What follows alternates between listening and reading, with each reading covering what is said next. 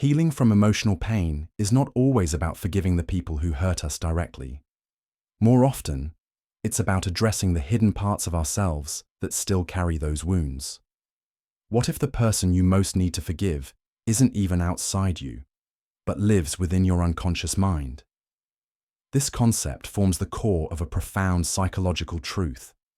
Healing is not about changing your relationship with your mother, but transforming the internal image of her that still holds power over you.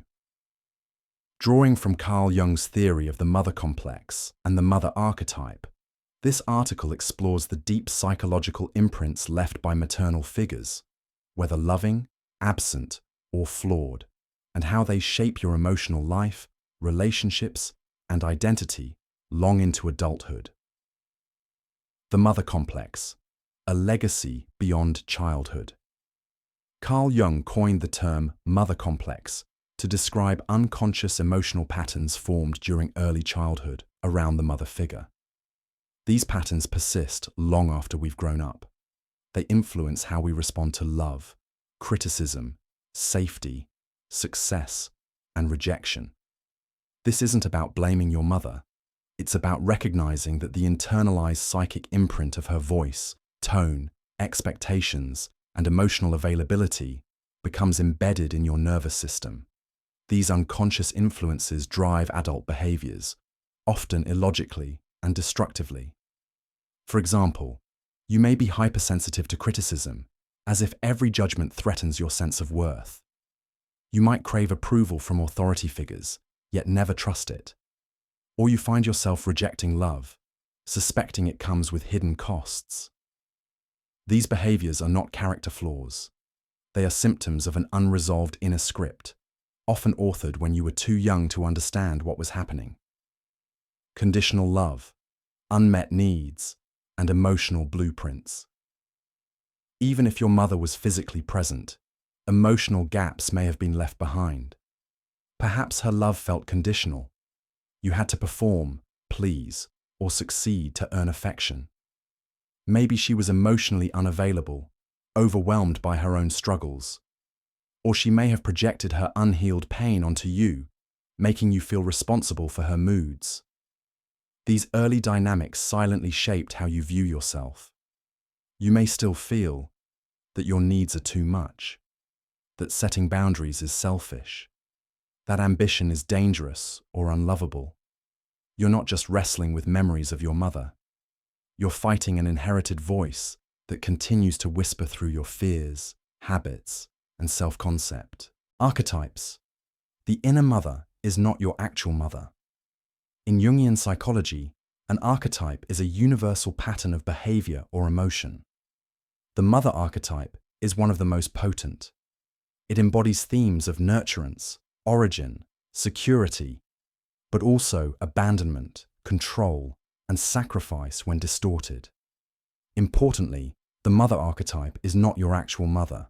It's the internalized essence, shaped by your perceptions, experiences, and unmet needs. When this archetype remains unintegrated, it turns toxic. It becomes a critical inner voice that demands perfection to feel worthy, a sense of obligation to abandon yourself to be loved, a belief that your dreams and desires are dangerous. This voice may sound like your mother, but it lives within you, and it often drives your adult decisions and relationships. Projecting the inner mother onto others. The most damaging effect of the unhealed mother archetype is projection. You carry this unresolved energy into your adult relationships, expecting your partner to heal you, demanding that others parent your inner child, reacting to emotional disappointments with disproportionate pain. When your partner fails to meet these impossible emotional needs, you feel abandoned again. But it's not them who abandoned you. It's the unmet needs of your inner child projected outward. The cycle continues until you name the archetype and begin to disidentify from it. This means observing when your reactions are being driven by your internalized mother image and choosing a new response. Invisible loyalty, the silent oath you never chose. Why is it so hard to let go of these patterns? Bert Hellinger, founder of Family Constellations Therapy, introduced the concept of invisible loyalty, an unconscious belief that surpassing your parents' emotional limitations is a form of betrayal. Many people unknowingly sabotage their happiness out of this loyalty. They dim their light so they don't outshine their mothers.